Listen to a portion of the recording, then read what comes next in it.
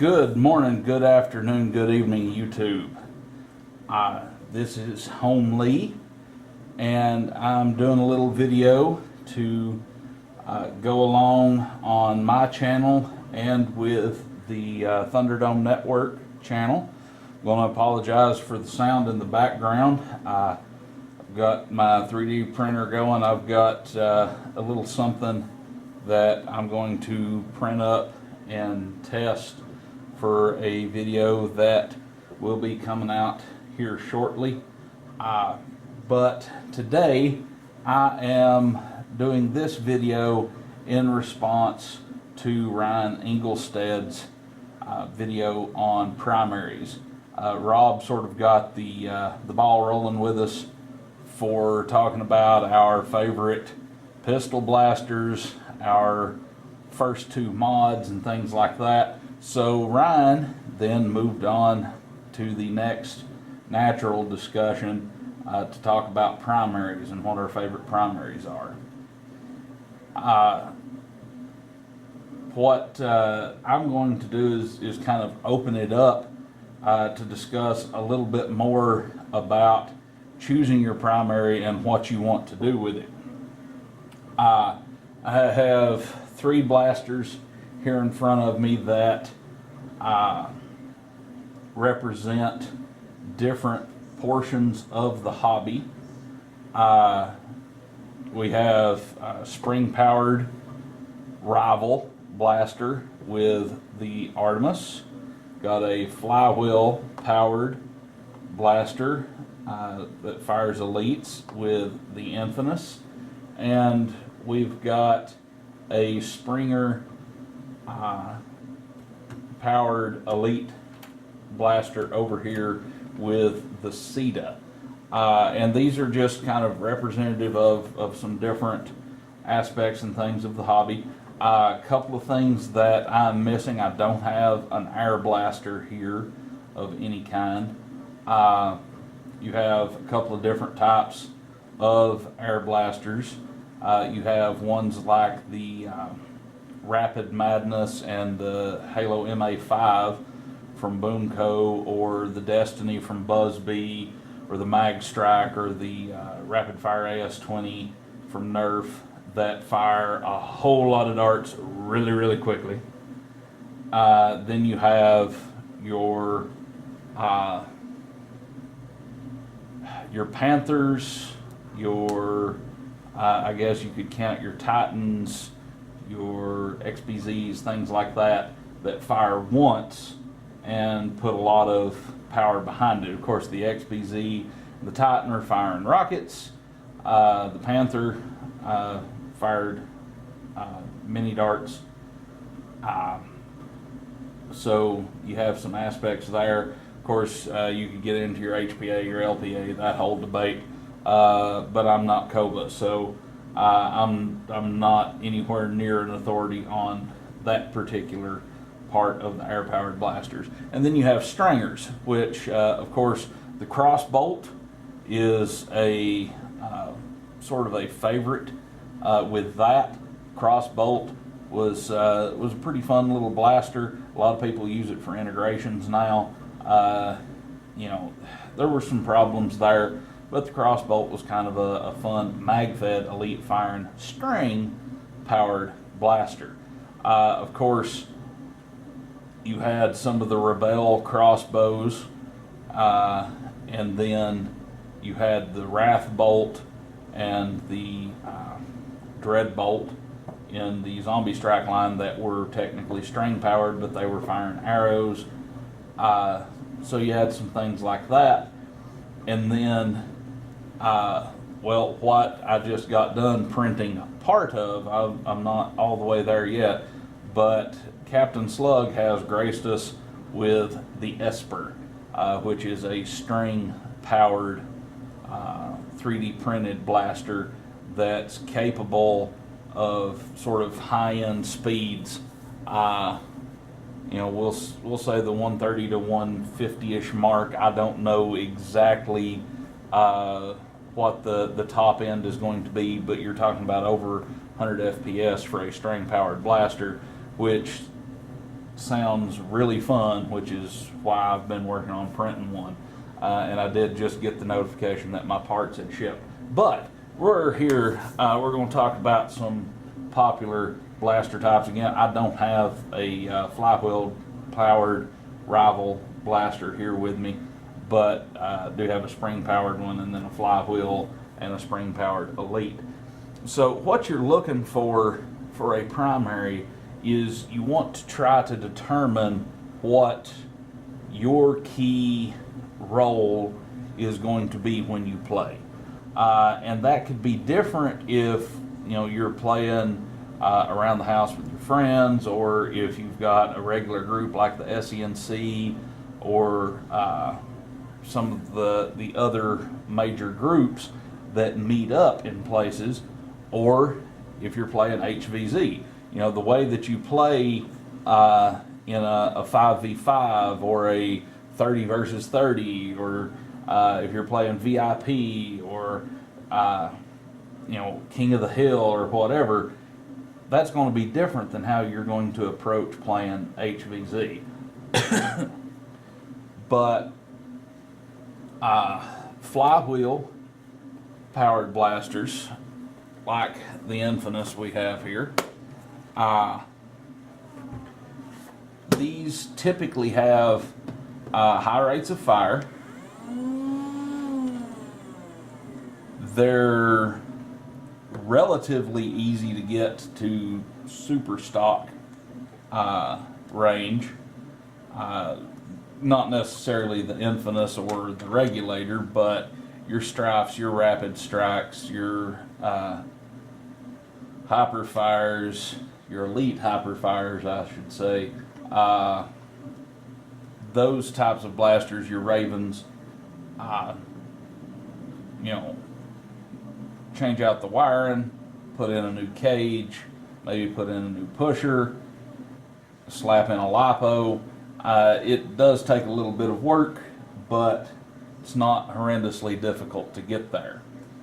To get into those super stock ranges between 100, 150 FPS, where you're shooting in a performance type manner, but you're still not going to horrendously damage a small child. Of course, this is still stock. You can hear those stock flywheels going in there, but generally have the potential of doing some decently high capacity type work. This is a 30 round drum that comes with the Infamous. We've got 25 round drums and 22 bananas and 18 sticks and such as that. So decently high capacity, decently fast firing. A Strife, if you leave it semi-auto, is capable of firing basically as fast as you can rake the trigger on there.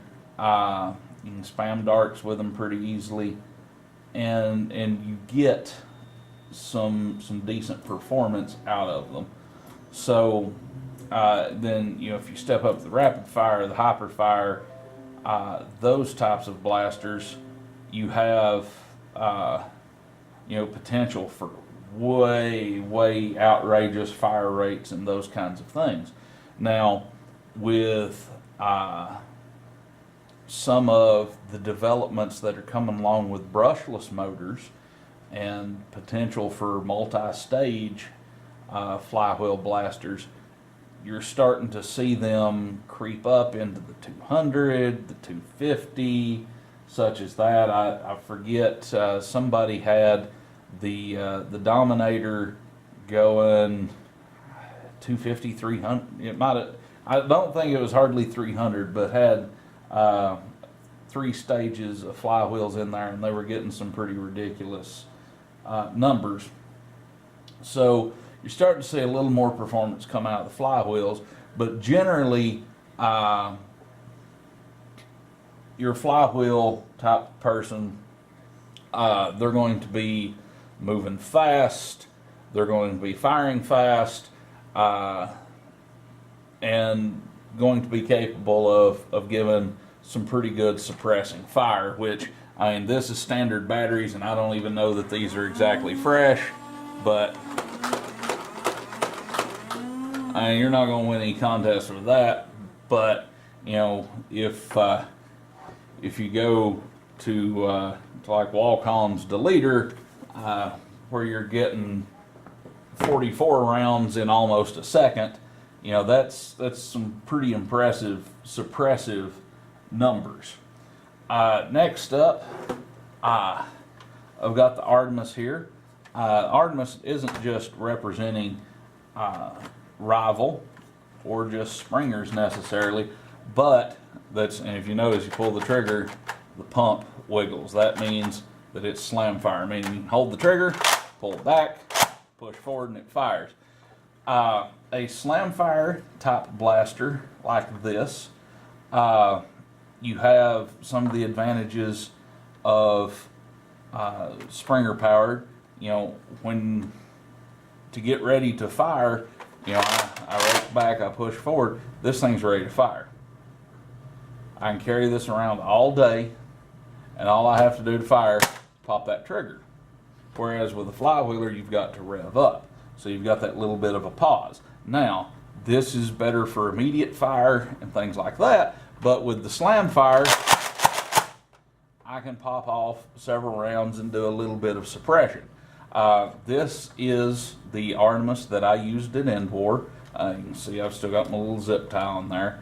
I've put the out of darts stock attachment point on there. I ran a blue worker stock, and then I've got the out of darts pump grip there, and I put a little bit of sandpaper on there to get a little bit of extra grip. And then I forget where I bought this, but this is actually a piece of Picatinny rail that I bought off of Etsy, and I'll have a link in the description below to that. But it's Picatinny rail instead of rival rail, so I could throw me a light or a sight or something like that up there for whatever I needed. But a Springer is going to be relatively decent for accuracy, not necessarily with rival rounds. Rival rounds are they're decently accurate, but they're a close to medium range weapon, which for HVZ like End War, this is perfect. And I don't know if I'll run this again or a Hades or what.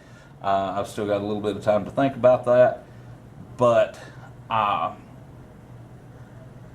Springers tend to be decently easy to upgrade.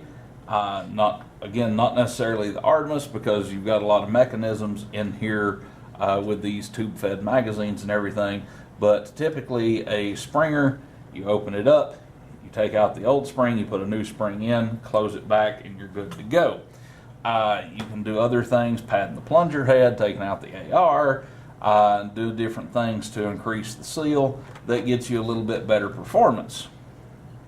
But for the way that I play, typically, having something with slam fire like this, or a Rampage or an Alpha Trooper, whatever, gives you a little bit of options tactically.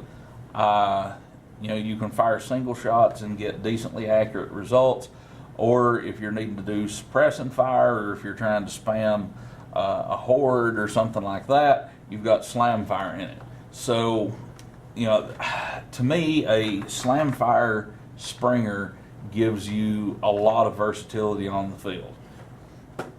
And then our next category, and some of you may complain about me using this as an example for this particular type of blaster. We've got, as an example, my CETA. I have put the pump grip from Blaster Revolution on there. That's available on Thingiverse. And I've got a Katana mag sitting in it. There's nothing loaded. I've just got it there for looks. But this represents the high-powered, high-range Springers. Now, is the CETA necessarily the best example of that? No. If you want a really good example, then you would look at a Exus 2 or a long shot with the Omega kit, or an artifact, or a worker breach, or an angel breach, or some kind of brass breach. But you also have retaliators with artifact and worker breaches.